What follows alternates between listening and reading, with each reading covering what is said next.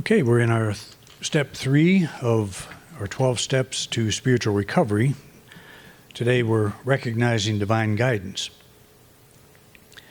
And as a kind of disclaimer, I would like to just explain to those of you listening or watching on YouTube that this is not a takeoff on the 12-step program that many of you are familiar with.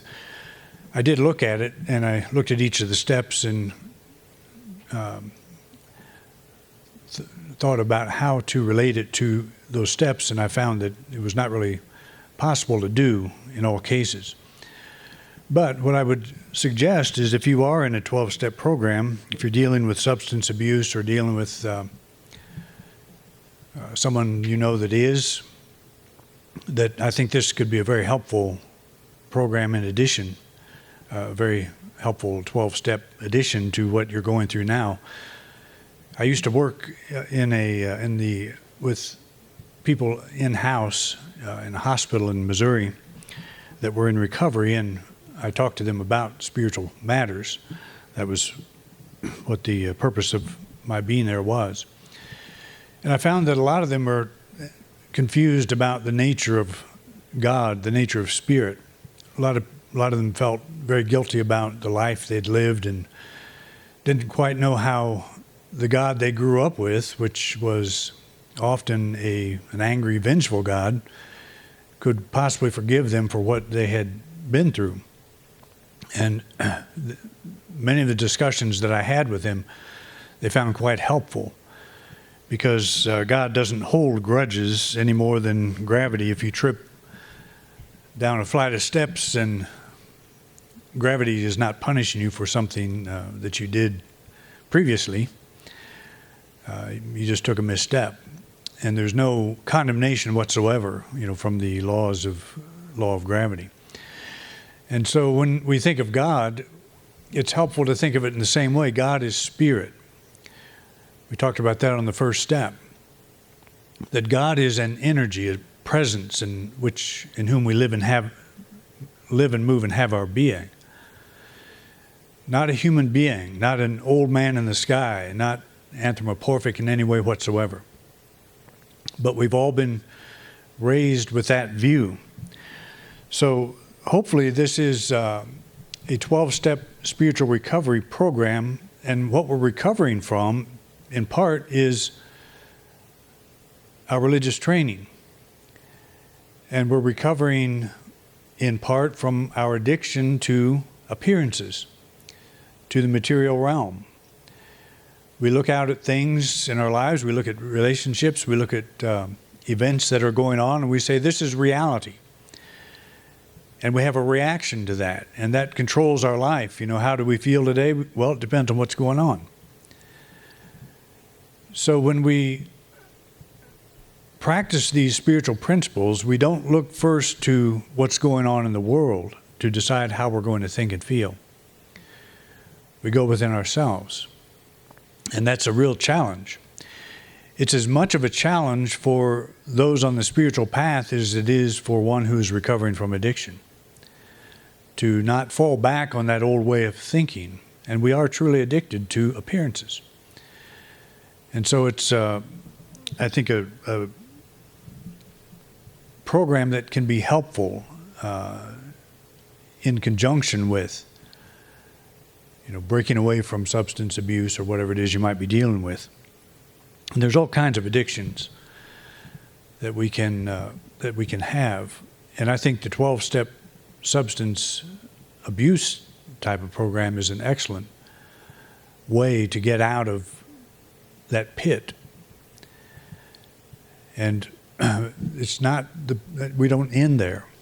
We are spiritual beings. And we keep going until we understand that, until we understand our relationship to God. Because if you're living with the belief that you can be punished by an old man in the sky, or however you perceive that, then you're not healed yet.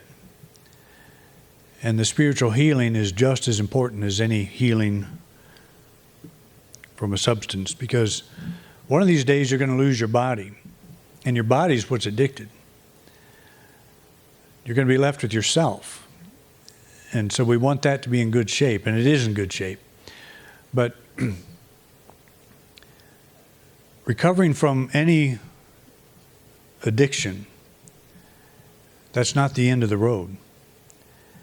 This is a way of thought, a way of understanding our relationship to our Creator, to our source. And it's a whole different realm, and it should work in conjunction with any recovery that we're making. But a lot of times that understanding of the power greater than ourselves is not so clear because it's never been spelled out. I was watching a program this week again and was listening to a minister talk about how all of us are just pretty much worthless. And that minister also pointed out that he was in recovery. So how can you be in recovery and say we're all worthless? There's still something that is in need of recovery, and that's the spiritual recovery. And I don't care if he's a minister or not, he doesn't know what he's talking about. Because the spiritual thing will change you. It'll change the way you think of your whole history with a religion that has taught you to think of yourself as a worm of the dust. And that is an extremely important thing. I actually would put it first. But it's important to, stop the bleeding. And so if we're addicted to some substance, then let's get rid of that and go on to higher things. But when I was, as a minister, there are many, many clergy that are involved in a 12-step program. And that's across the board. It's not just in Unity. It's unusual to find ministers in Unity that have been married 45 years. And I'm not bragging about that. It's not been easy all the time. It's been easy for Beth, but not always for me. Okay, let's move along here. So step 3 is I affirm that I am guided by the infinite wisdom of God. I affirm that I am guided by the infinite wisdom of God. Let's speak that together. I affirm that I am guided by the infinite wisdom of God. So when I say I affirm, I'm not saying that I'm going to speak these words and that's going to mean I've accomplished the step.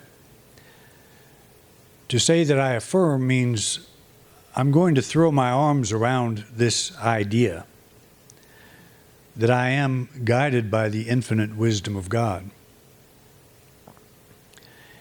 It's not easy to keep our eye on that idea because sometimes we don't feel like we know where in the heck we're going. And nobody in the universe knows where we're going. We feel lost. And it's in those moments that we step back and we affirm again. I am guided by the infinite wisdom of God. And that is, it doesn't matter what's taken place, doesn't matter what's happening, doesn't matter what life looks like. You just start saying that. You start embracing that idea that I am being guided by the infinite wisdom of God. And don't ask how that works. The affirmation is to simply accept it, to embrace that it is working. And what it does when we affirm something, it allows us to step off this judgmental perception that we have about what we ought to be doing or what should be happening or what's not happening correctly, and why it doesn't look like infinite wisdom is involved here at all. So we just let that go. We let that side go and we start over. And I affirm that I am guided by the infinite wisdom of God. And the question is, of course, how do we know that? How do we get some assurance that that's true? And that's what we talk about today. That's what I'm talking about today.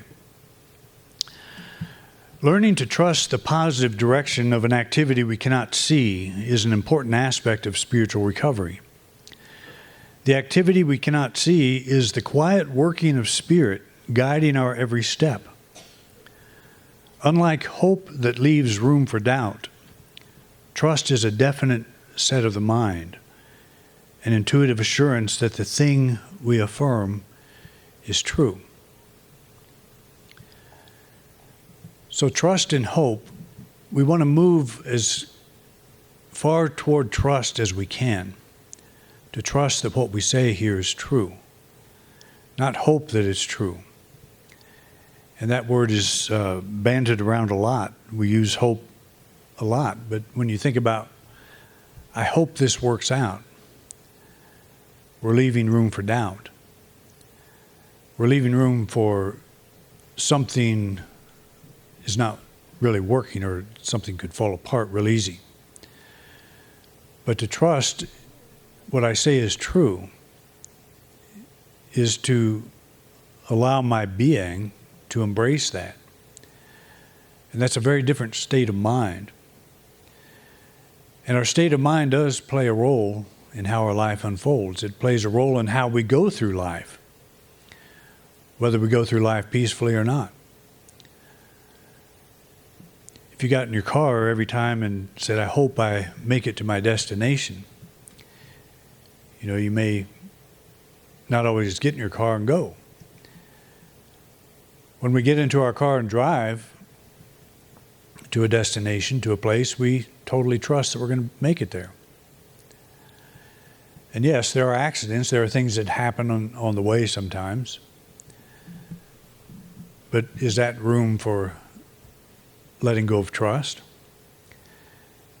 We trust in ourselves, we trust in our vehicle, we trust in divine wisdom working through us to drive the car. But we don't even think about that. It's just part of our consciousness. And see, that's where we want to get. When we're in some situation that is dicey, that is difficult for us, that we don't know the outcome, we don't feel like it, we feel like it could be something we're not wanting. To build a consciousness of trust is to get to the same place with that condition that we do when we get in our car and drive it.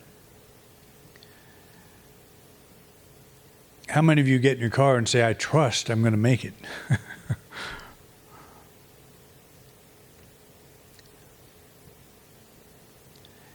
We know we're going to, or we wouldn't do it.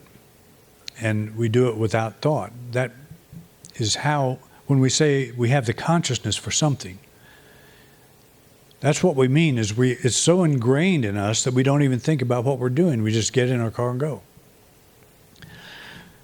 So when we are confronted with a challenge, all that goes out the window. We're not so sure about things. And what we want to do is get to the place where we are sure. And how did we get to that place driving our car? We just kept doing it. We kept driving. We kept practicing, and we practiced until we were no longer thinking about driving, because it's such a mechanical thing for us. We don't give it much thought at all. Troy talked me into buying a motorcycle. It took me quite a while to get the hang of that. I think I ended up with, 4 or 5 in 2 or 3 months, I don't know.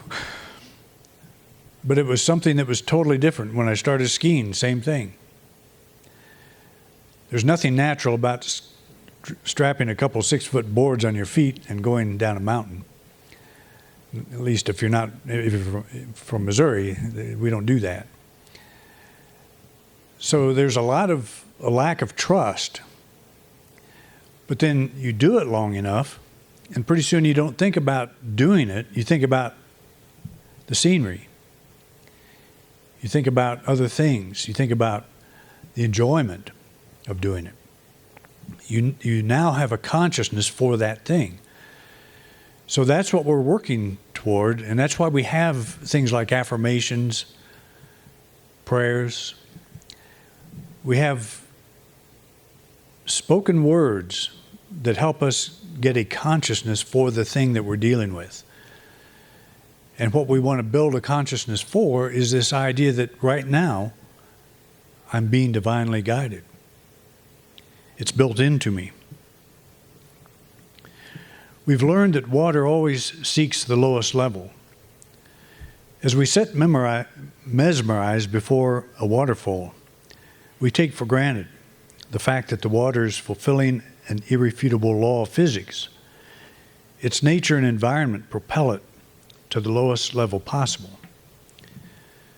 So the water is doing something that it can't help do, that is, seek the lowest level.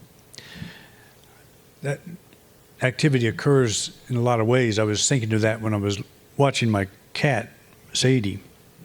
We have a scratching post, a little pedestal sitting by a window. It's got a platform on top so she can jump up on it, look out the window, and do her bird watching.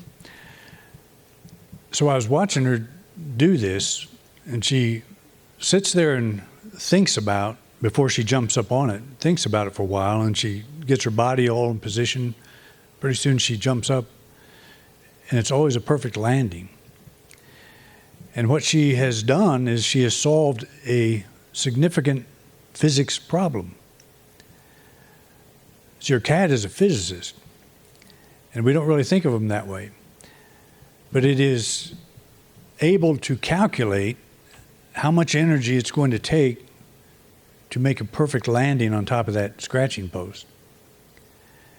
And she'll do it perfectly every time, and she's got formulas figured out for the kitchen table, for the cabinets, kitchen cabinets, anything that's high. She's got a calculation figured out for that. And that seems like a small thing we just take for granted, but if we were to create a machine that would edge up to that same platform and jump up to the top of it, how many laboratory hours would it take to build something like that? It's pretty phenomenal. And that is to say that intelligence is woven into life forms. It's woven into things like water. It follows patterns. It can't help it. And that same process is involved in every one of us. And there's a lot of it that goes according to calculation, but a lot of it is natural. And it is pretty amazing when we think about it. So in a similar way, spirit is also governed by law. In this case, it is the law of expansion. The life, love, power, and intelligence of God is seeking to always expand through each of us. Like water, it finds the path of least resistance. We use spiritual affirmation to create our consciousness, to create in our consciousness a path of least resistance to the expansive activity of spirit.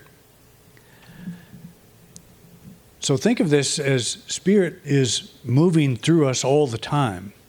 It's not a thing that we start, stop, interrupt, or anything. We can block it in a way. We can block the way it unfolds through our life. But what we are doing in affirming divine guidance is saying, I now remove the blocks from my consciousness that keep water or spirit from seeking its own level. That's blocking spirit from finding greater levels of expression.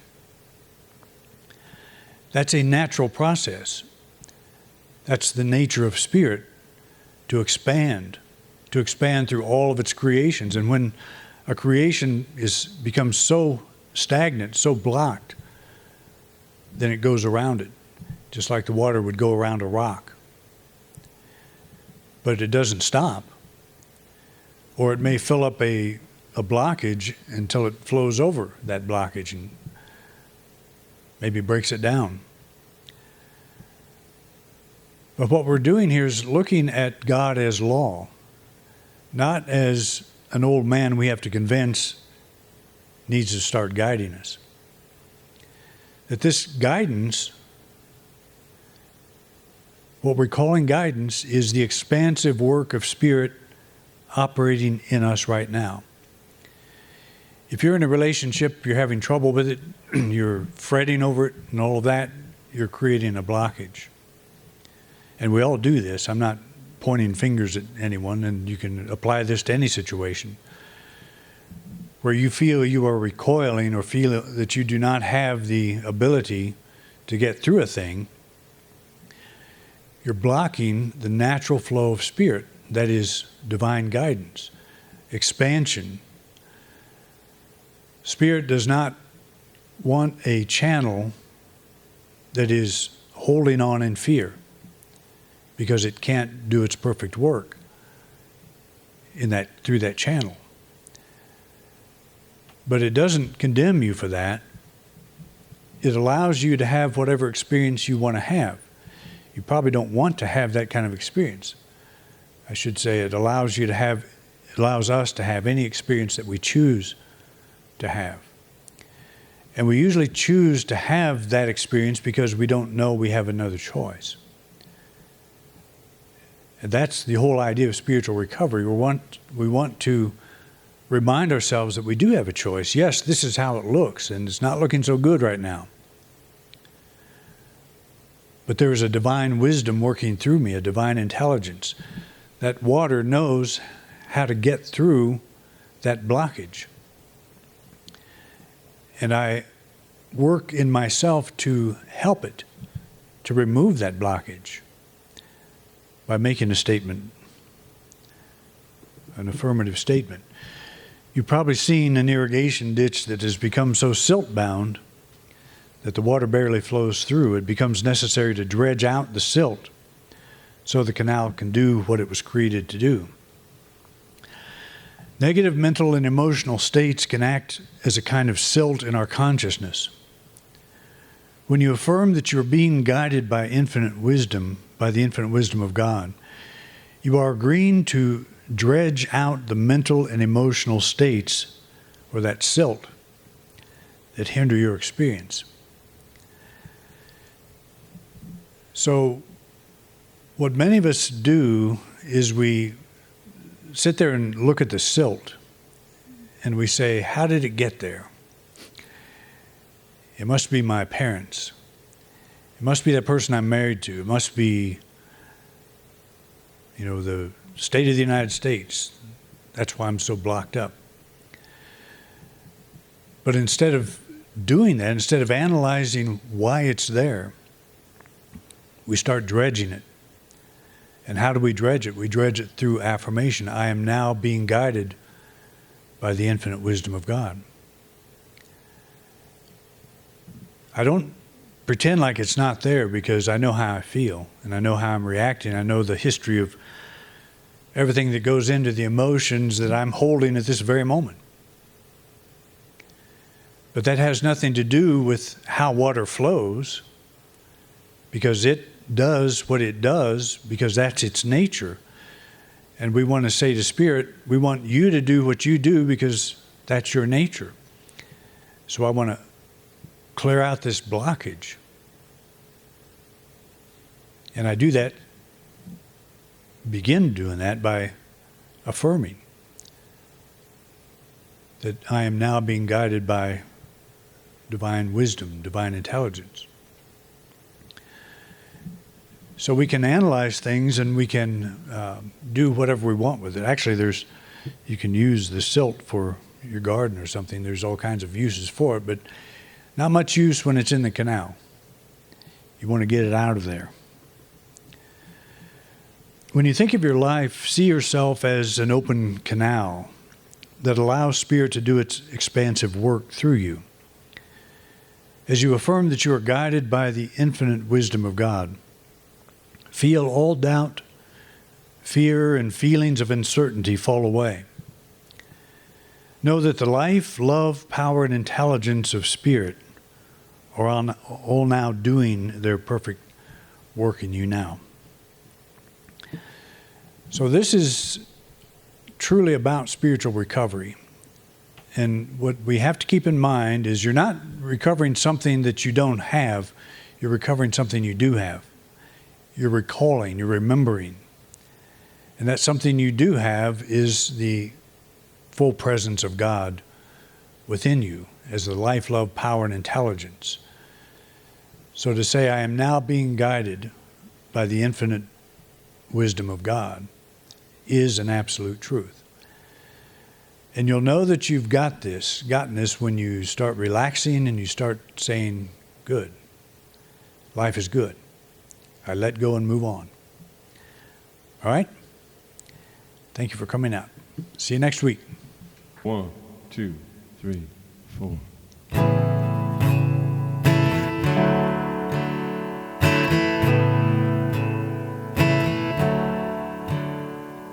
What am I doing here? What do I really fear? What do I want to know? What am I letting go? Finally figured it out. I kept holding on. Dark clouds of tears always took my spirit down. Hung on to hard times and chased love away. I'm not being grateful and not willing to change. Letting go is all I ever needed to do.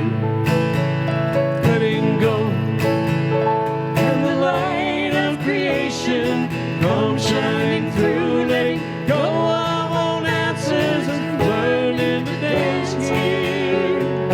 Finding a way till it carries away. Living this moment, letting go. Letting go. Letting go. Letting go. Letting go. What am I trying to find? Just the right place and time. Will that bring me peace of mind? Can I just let my heart fly high, high?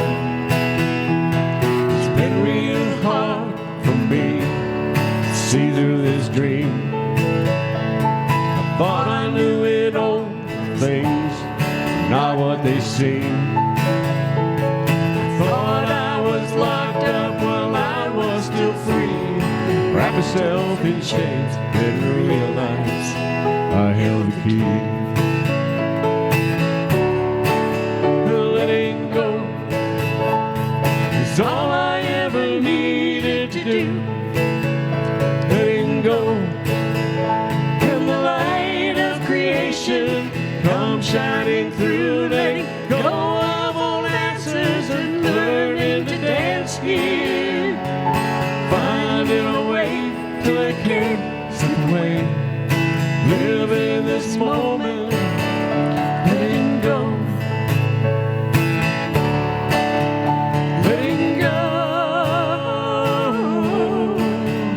Letting go. Letting go. Letting go. What are you doing here?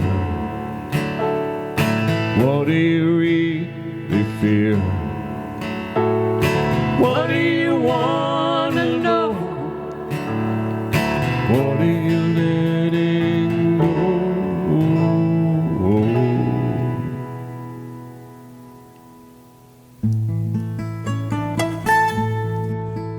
You've been watching a talk given by Reverend Doug Bottorff here at Independent Unity in beautiful Grand Junction, Colorado. Thank you for watching. Please like and subscribe. It really helps us spread our message. If you would like to support us, you can do so by clicking the button in the right-hand corner of the video screen. We greatly appreciate your support. Thanks again for watching.